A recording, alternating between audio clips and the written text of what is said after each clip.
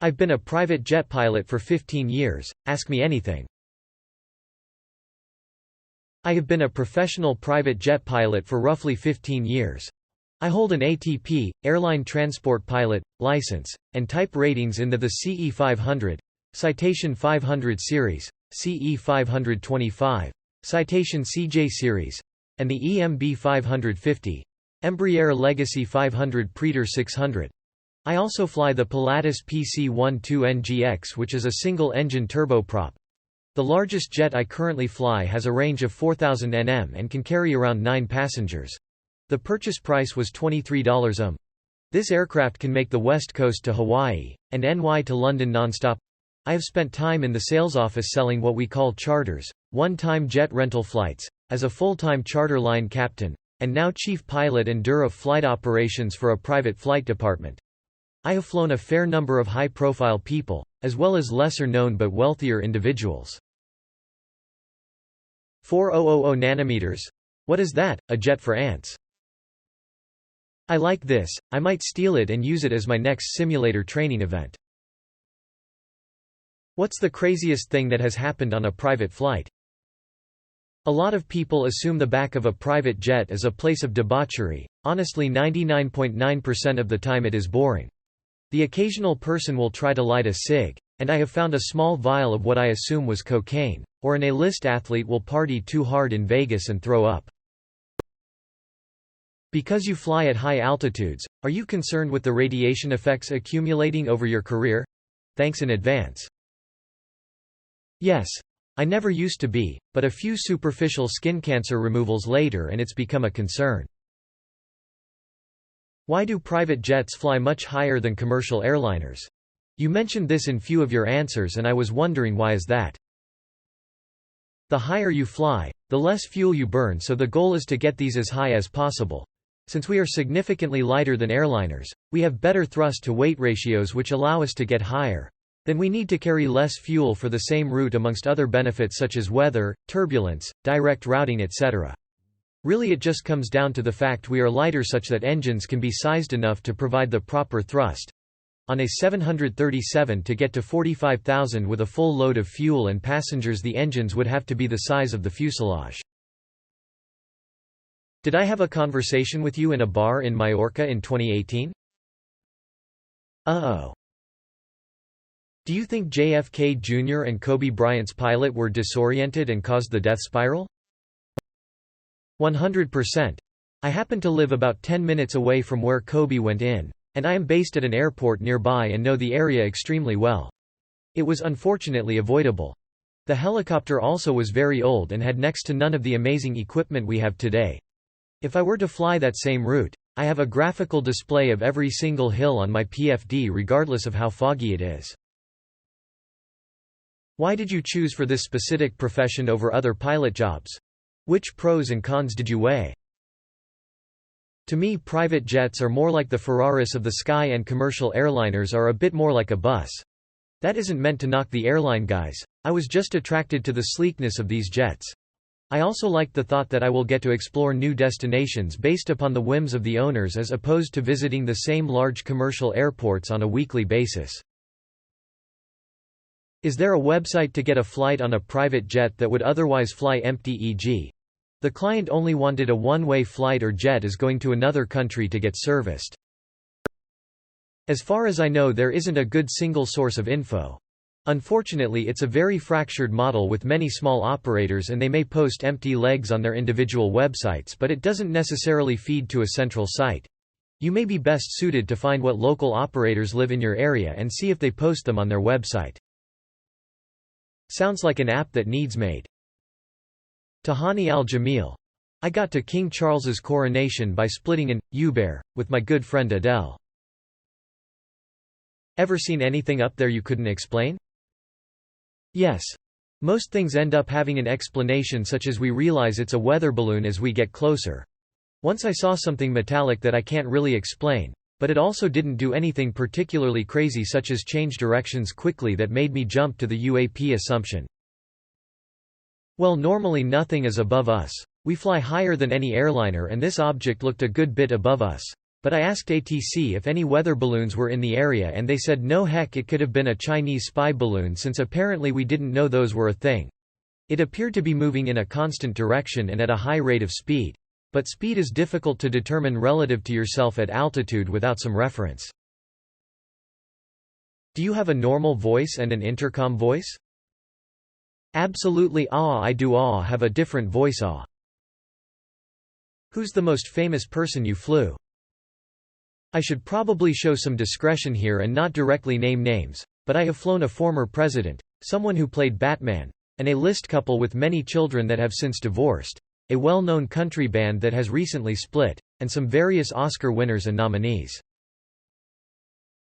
Do you get tipped by your clients? Also, what perks do you enjoy flying private charters? Thanks. Charter pilots can usually expect some tips. One of my fave passengers when I flew charters was a well-known football player for the Chicago Bears whom has since retired. I used to fly him to Vegas and he would tip $1,000 without fail. Other perks are things like collecting hotel rewards points.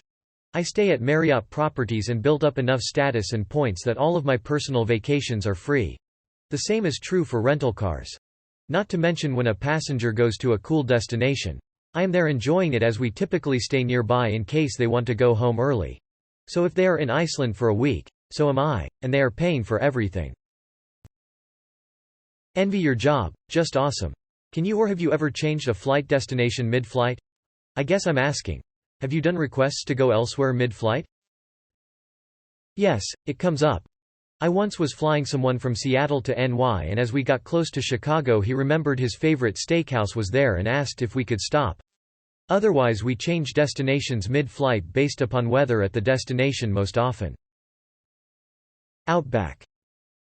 He did not, I didn't like him very much. Absolutely.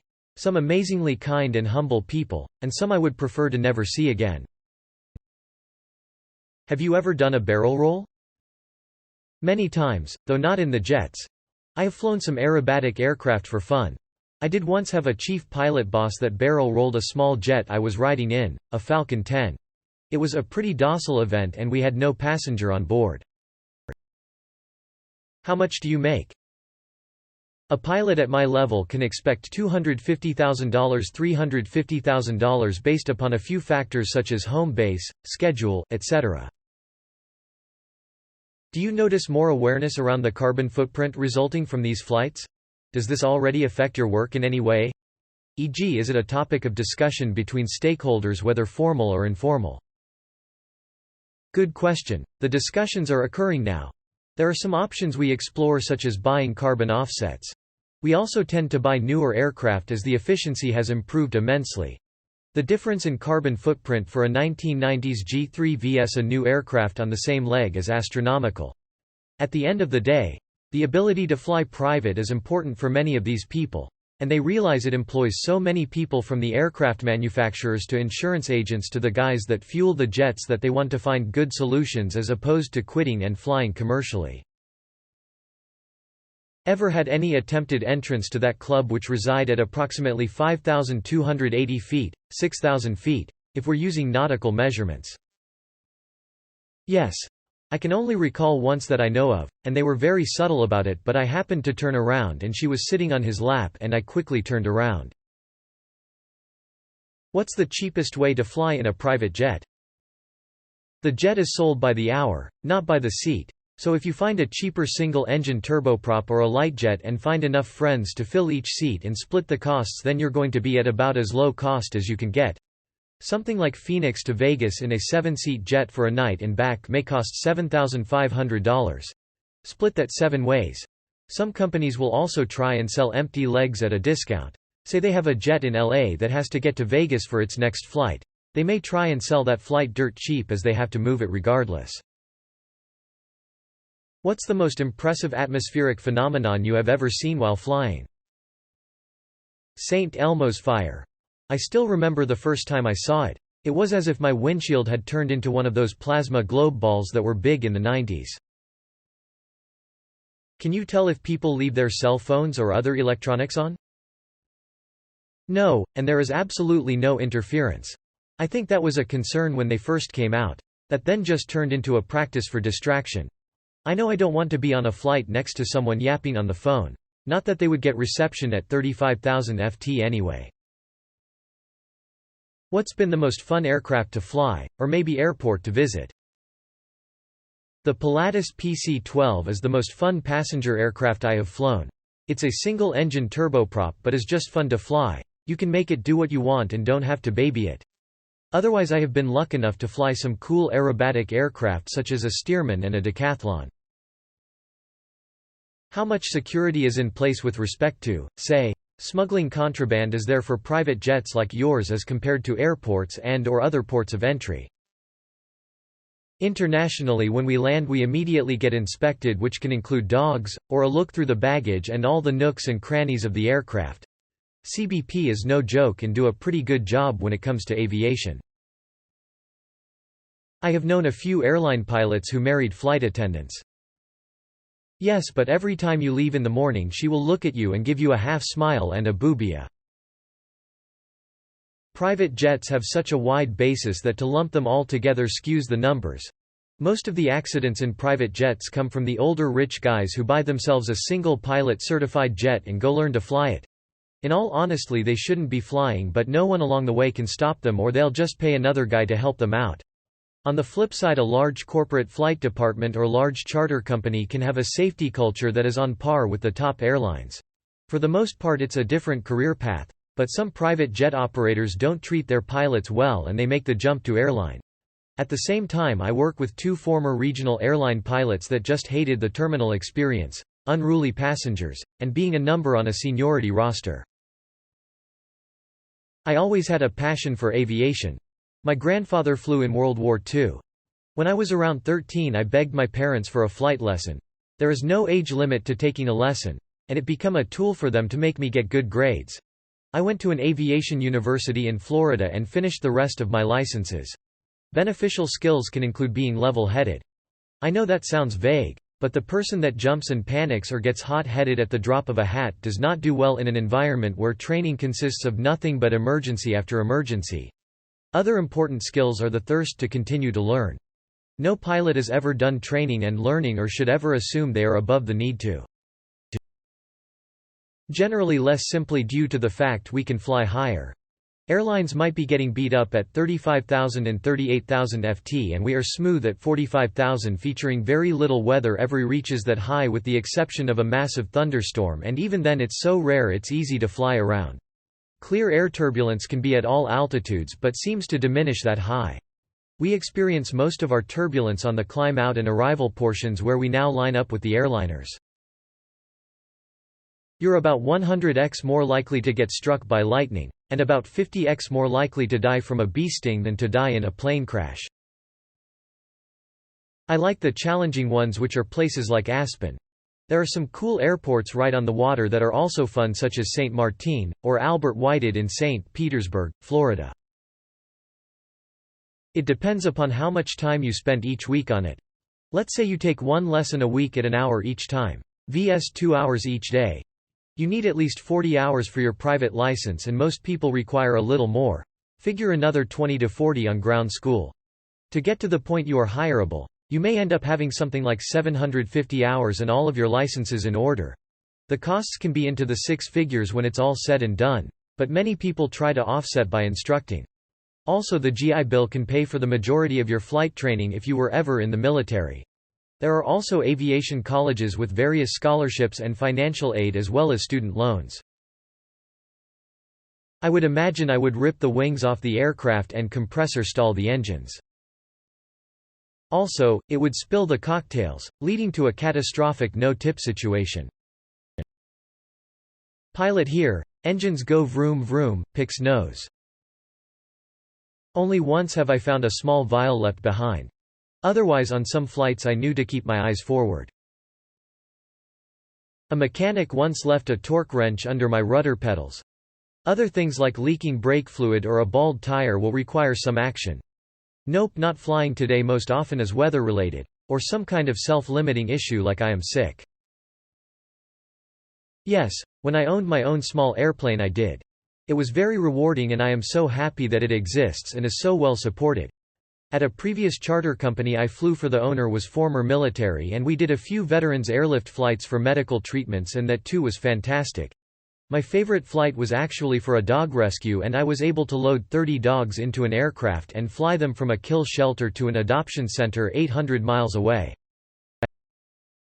Instructing has always been the typical path, though I was able to avoid that by starting my work in charter sales and operations. Then I dropped the "oh, by the way, I'm a pilot" and managed to get some right seat legs and grew from there. That was during a very rough time for upcoming pilots though.